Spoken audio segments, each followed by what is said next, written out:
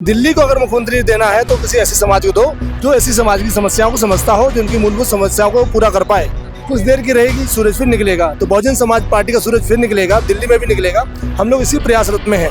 मेरे साथ अभी दिल्ली के स्टेट प्रभारी बीएसपी के सुदेश आर्या जी हैं। आइए बात करते हैं। आकाश आनंद ने कहा है कि दिल्ली में दलित सीएम होना चाहिए।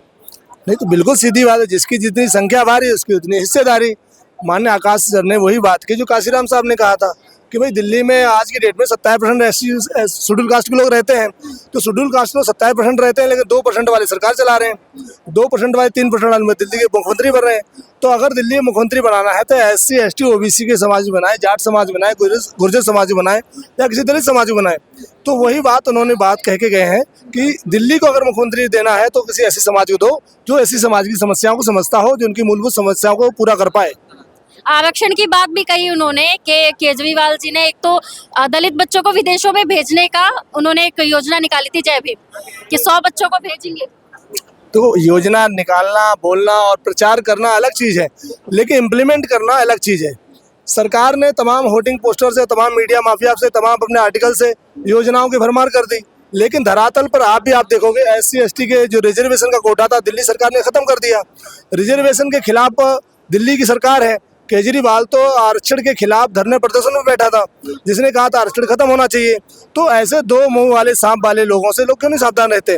तो केजरीवाल तो दो मुंह वाला सांप है।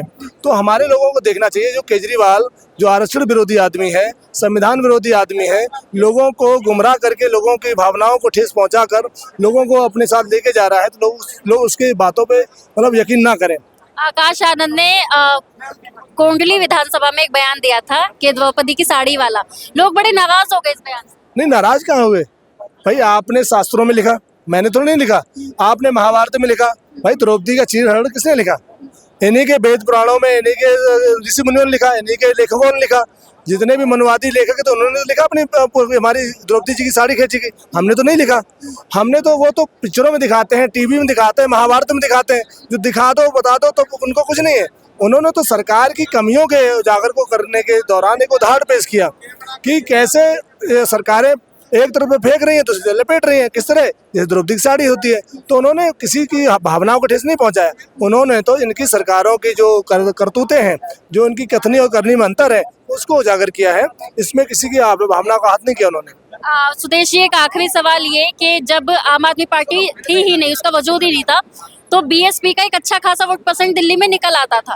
लेकिन जब से वो पार्टी बनी, तब से दलित समाज का बहुत सारा वोट वहां शिफ्ट हो गया। और अब कहा यह जा रहा है कि बीएसपी जो है वो दिल्ली में कभी उभर ही नहीं पाएगी। ये एक तो गलतफहमी निकाल दें। यही लोग जो बाबा साहब अम्बेडकर की जब राजनीतिक पार्टियां चला रहे थे, तो लोगों ने कहा बाबा साहब को तो मैं कभी कामयाब होने नहीं दूंगा। ठीक है, बाबा साहब समय से पहले दुनिया से चले गए, लेकिन बाबा साहब के ही वंशज मानव श्री काशीराम साहब ने कहा कि बाबा साहब का सपना पूरा होगा और ये कामयाब होंगे। तो आपने देखा उत्तर प्रदेश से बड़े राज्य में जहाँ 14% 22-23% शेड्यूल कास्ट लोग रहते हैं, उन्होंने वोट की ताकत समझी। एक बार नहीं, 4 बार सरकार बनाई, और एक बार तो पूर्ण बहुमत सरकार 5 साल बनाई। तो इसीलिए लोगों को देखना चाहिए, भाई दिल्ली में जो हमारा 14.5% वोट था, हमारा ही वोट था ना। इसका मतलब हम एक जगह टच होके दोबारा वापस नीचे आए तो दोबारा भी टच हो सकते हैं ना। समाज है, समझदार है, जानता है वोट किसको देना था, कहाँ देना है। ठीक है, भ्रम में आके, पेट के आगे, फ्री के आगे, तमाम चीज़ों के आगे थोड़ा गुमराह हो गया है। तो ये कहते बदली है, कुछ देर की रहेगी, सूरज फिर निकलेगा। तो बहुजन समाज पार्टी का सूरज फिर निकलेगा, दिल्ली में भी निकलेगा। हम लोग इसी प्रयासरत में हैं। समाज को जब समस्याओं से रूबरू करा रहे हैं आकाश आनंद जी, मान्य बहन जी, कि दिल्ली अब जब आप इधर आए होंगे तो तमाम रोडें खुदी पड़ी होंगी। रोड यहाँ टूटी पड़ी है, कीचड़ों से भरी हुई है, तमाम जगह तालाब से बने हुए हैं। यहाँ जो घर हैं, ऐसा लग रहा है सेल है। सेल मतलब जेल। जो यहाँ के घर हैं 10 बाई 10 के, 25 गज के, 50 गज के, 12 गज के, 28 गज के, जो मकान नहीं, मकान थोड़ी होते हैं, ये तो सेल होती है, जहाँ जेल रेकर्ड बोलते हैं, जहाँ हमारे कैदी लोग रहते हैं। तो ऐसी व्यवस्था इस देश के दलितों, पिछड़ों और आदिवासियों को बना दी इस दिल्ली में, तो ये किसकी देन है? कांग्रेस, भाजपा और आम आदमी पार्टी की। तो इन सभी से एक बार समाज जरूर उबेगा और वापस अपने झोपड़े में आएगा बीएसपी में, तो हम दोबारा ताकत में आएंगे।